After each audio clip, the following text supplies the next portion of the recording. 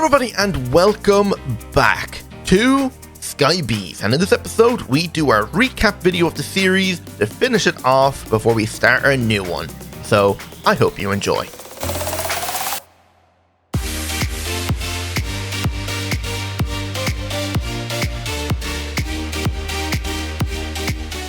Hey, quick before the video starts, there is a world download for this now, down in the description, and also in our Discord server. So if you'd like to download the world for yourself and continue playing, you can either click the link down in the description or join our Discord, which is also linked out for that down in the description.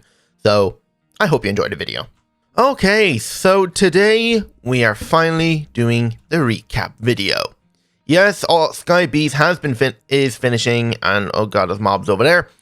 But just before we end this series, we're just going to do a quick recap of everything we've done, and then we'll be able to start our new series now on Monday. I'm recording this as of Saturday. So, when we first started, we spawned on a mini island right in the center there, and we had to expand from nothing. So, we could chop down a ton of trees, started doing some sieving, and got ourselves a few materials, and branched out, and then I made this massive circle, which is our base of our island. So from there, well, the whole base of this pack is to actually work on gathering resources using bees. So that's what we've done. We set up our first beehive and got our bees going so we can start producing honeycomb to start making all of the beehives that we need. And then from there, we ended up getting every single bee set up in here with tier 4 apiaries, and they are producing so much resources that we're able to make our ultimate singularity fairly quick. So after we set up our bees, it was time to set up mob farms. So over here, I managed to get myself like 2 blaze spawners, which from the Nether. And I turned off that one over there because it was getting a bit chaotic with all the blazes over here. So right now we have these mobs that are spawning up in this little platform and getting pushed down using vector plates down into a hole. And yes, we have a wither up here just being captured inside this bedrock block. And he is being extracted out using all of this ether gas. And we've got 16 buckets in here, and there are 54 buckets in there. And I do have speed upgrades on everything. That's pretty nice. So from there, it was time to start immersive engineering. So we ended up making ourselves a coke oven and a blast furnace so we can start making some steel. Because steel was needed for getting started with some early stage machines. So ended up doing that. They're no longer there because they're no longer required. But they were like, they needed to be done. And yeah, the TPS in this world is pretty bad at the moment. So this guy is just laggy. You know what? I think I'm actually going to turn this thing off for now and hope nothing else breaks. And yeah, look at how bad this is. So it's kind of good that we're kind of finishing the series now where we won't be able to do anything. Wait, you still somehow turned it into a gear with no gear press. What? Okay, yeah, that makes total sense. But from there, after we'd done all that, it was time to go to the Nether. Went to the Nether so we can gather up some wither skeleton skulls, blaze rods, and all this other stuff. Let's go there and take a quick look at what we were doing. Bit of fire. So yeah, here we have the Nether. Everything's in a void. And we need to get our spawners, so that's the only kind of real reason we went here. So yeah.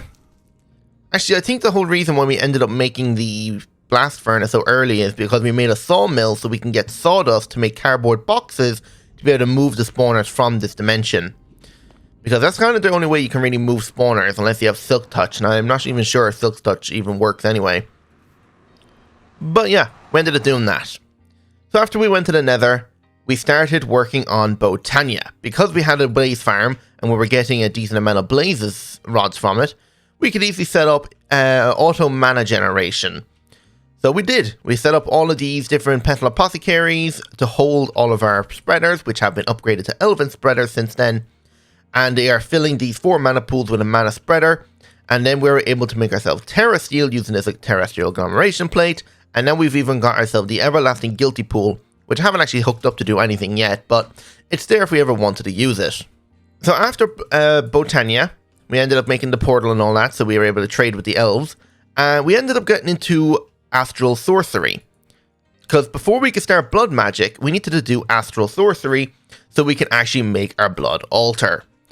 So we need to upgrade to the tier 3 altar, which is Celestial altar. And we set up this huge system here with this collector crystal powering it, and these little lenses here on the side to draw in extra starlight. And yeah, once we've completed that, we're ready to make our blood altar and get straight into blood magic. Now, blood magic was needed for a lot of things. If we have a look at blood magic here, and look at the blood altar, we needed to make our different weak blood orbs, all these different slates, and all that stuff. And each one of these slates were needed to upgrade until it has more blood. Because then later on, eventually, the blood altar will be needed to create a steel casing for our mekanism. So steel casing takes a lot of blood in the tier 2 altar, but we've upgraded this thing to tier 4, and it has a lot of blood in it. I could make more blood rune capacity capacity runes, excuse me, and more sacrifice runes, but to be honest, the amount of blood that keeps getting pumped into this thing, it's not really that a necessity for that. And if we just hit this lever right here, is it up there? No, it's right here. This will turn on the mob spawner inside, spawning mobs, causing the ritual to be activated and fill this thing with blood. You can hear the mobs dying inside. And if we just have a peek in here, you can see them all in there. Oh, did one of them drop a diamond pickaxe? Oh, that's cool. This tool has diamond effectiveness against all blocks. Well, I mean, it is a diamond pickaxe, so that makes no sense. And early stages of blood magic, we did actually need this regeneration pendant. That actually helped a lot when we were generating up all the blood, because before we could make this, we had a lot of stuff to do, so we needed to generate a lot of blood, and that regeneration helped a lot. So after we've got blood magic done, we started working on mekanism machines. So what did we first do? Set up easy and pretty powerful power. So using botany pots, we were able to grow potatoes, throw them into a crusher, it makes biofuel, and then you put this biofuel into a pressurized reaction chamber, which uses hydrogen, which we get from this electrolytic separator, which separates out those two. Yeah, they're both dumping excess. Actually, no, I don't want to dump excess of that. Never mind. Ah, okay, it needs 2 biofuel to work. But this produces ethylene, and this ethylene gets pumped out and powers these gas-burning generators, which do produce, when they're running, like 72 to nearly 80k Fe each. And I have 3 of them running. So this actually kept us going for a long time before we started getting into powah. So after that, I realized that this farm was not keeping up. So we went to do more farming. So over here, we've got harvesters and planters growing potatoes, carrots, beetroot, and wheat. And if I sprint around it, it actually grows it quite quickly. And we also have this tree farm set up because there was a point where I was running out of wood, and I really needed more wood to be able to keep building my platforms and stuff. So that's what we done. We set up oak, birch, dark oak, and spruce. And all these animals, yeah, I needed to get sheep shearing automated. They're very loud here. Sheep shearing because I needed a ton of string to be able to make all of the parts for our refined storage system. But before we got into refined storage, we actually started powah, so we can start generating up all these different things from it. Because the main thing from powah we kind of wanted was these 2 nitro reactors. Each one of these produce 84k Fe each, which is one little bit more than the actual gas burning generators. So combined these with the gas burning generators, there was no issue with any bottlenecking of power, and this thing is actually fully automated, so it produces its own dry ice and it has its own water pumping in, and yeah, all of this uranite comes from our bees. So refined storage. Oh, getting into this thing was so good because I had all my stuff stored in drawers and chests and everything. It was just a nightmare to navigate through everything and find everything. So once we got refined storage, that just made everything so much easier. We were able to store everything in here, and we got this entire disk drive filled. But our final one in here was our infinite storage disk, which just allows us to hold infinite amount of whatever we'd like. But after that, it was time to go to the end, because there was one main thing that we needed from the end, which was purpur. Because we needed purpur to actually use our bee. In here, we have an ender bee, and the only way we could stop him from teleporting around was to use a bee beacon. And this runs off of honey, but we needed purpur to be able to do that. And the only way to get purpur was to go to the end and either find this end city or cook up some coarse fruit and turn it into purpur blocks. So we ended up making ourselves the end cake here and teleporting to the end, killing the dragon, and pretty much going into the end. I think we actually found a ton of end cities. I think there was actually quite a few over there. But yeah, we got ourselves a few elytras, which then allowed me to make creative flight using our angel ring, which was really good because early game we had an emerald jetpack and need to make a second one upgraded with the armored jetpack, and then the ender stars, which needed our ender crafting, and do it like this. We needed 9 of them to make a block.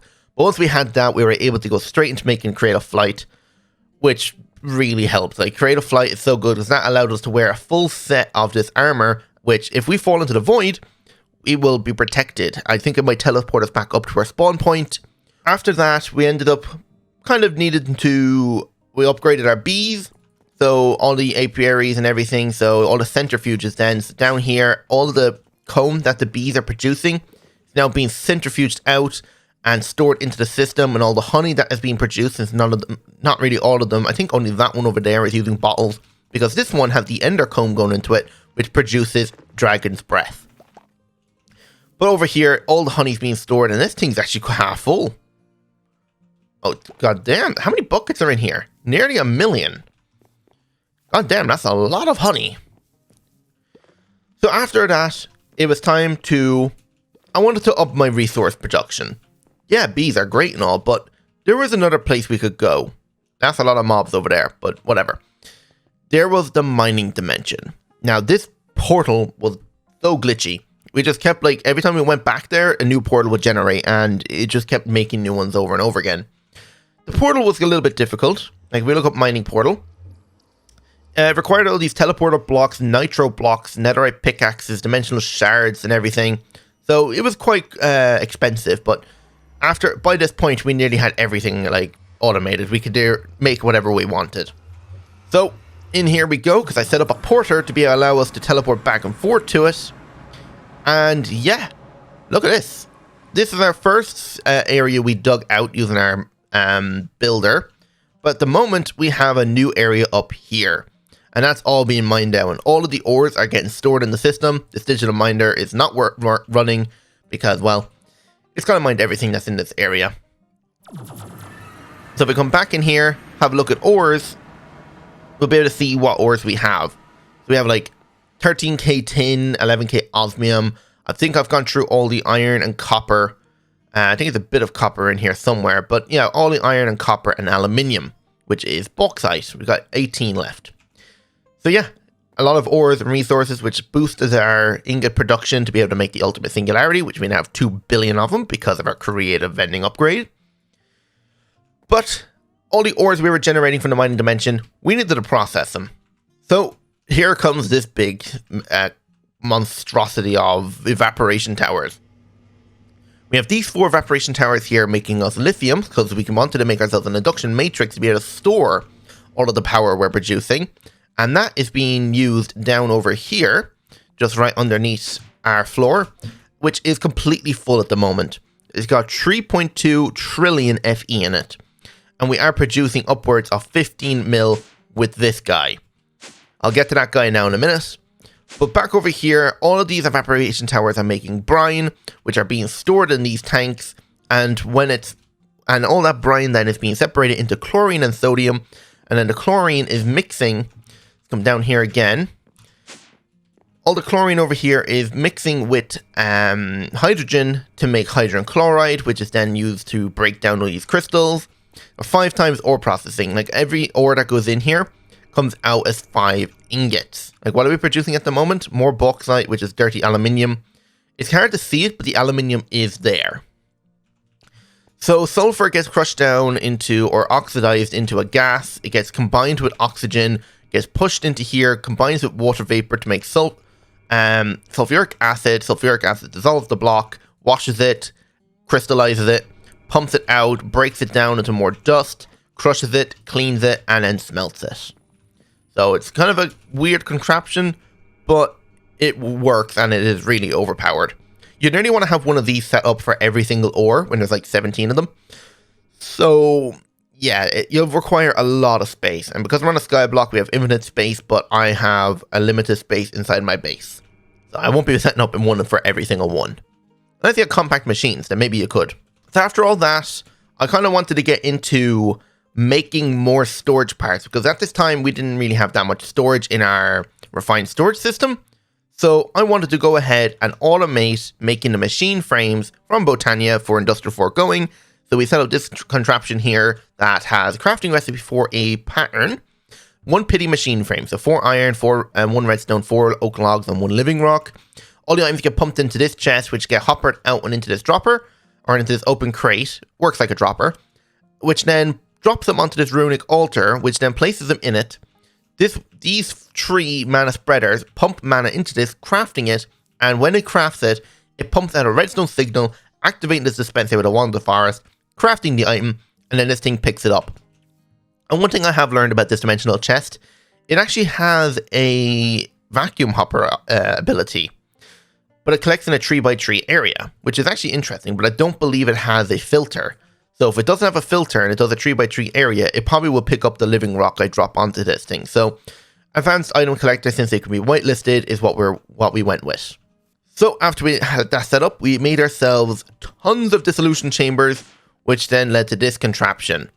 Over here we have, what's it called? Quartz enriched iron, redstone, and improved processors, all getting pumped out into this thing. And technically, I could probably turn this off since, well, we have infinite storage already, so I don't necessarily need to keep this running.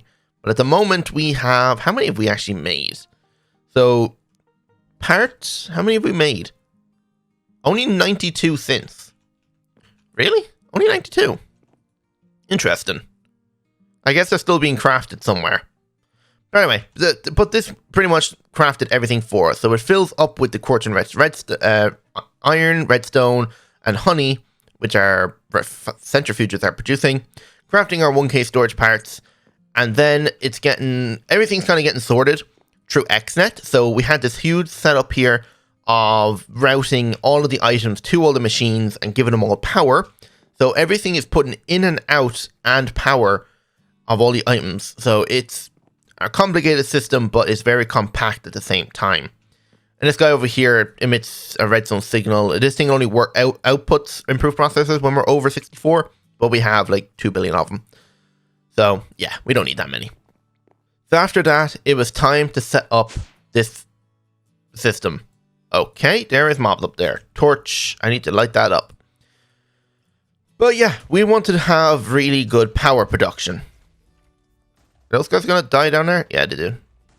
So we want a really good power production, and the only way to really do that, to have the best power, is to use a mycelial reactor, which uses all of the mycelial generators, and when all of them are running, it powers this guy, which produces 25 million FE a tick, which is insane. And over here we've got like pink dye, we've got a death one which uses wither skulls, we've got nether stars, we've got an explosive one using gunpowder, ice, coal, halitosis one, we've got lava, food, potions, which I'm just using water bottles because that apparently works. Enchanted potion, or enchanted books, ender pearls, we got mushrooms, slimes, iron, or any type of ingot really, with meat, liquid meat from our mob farm, and rockets. And with all of those running together, we produce 25 million FE, which is what really filled our system up really quick, like our induction matrix. Like, we have this infinite energy cube just in case our power system goes down, but I doubt that will happen.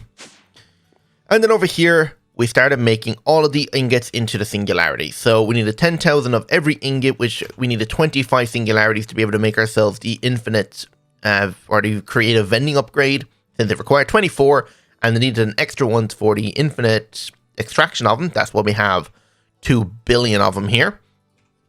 So I had set up all the system, inputting everything and powering everything, and I only hooked it up once everything was plugged in, so we don't accidentally make more than one of each a singularity, or one's making more than the other because one ran out of more materials. But we needed over 250,000 ingots, so there was a lot of resources needed. But after that then, it was the creative items that we're able to make. So we got ourselves creative vending. We're creative vending the vending upgrades. So we can infinitely produce any item we want.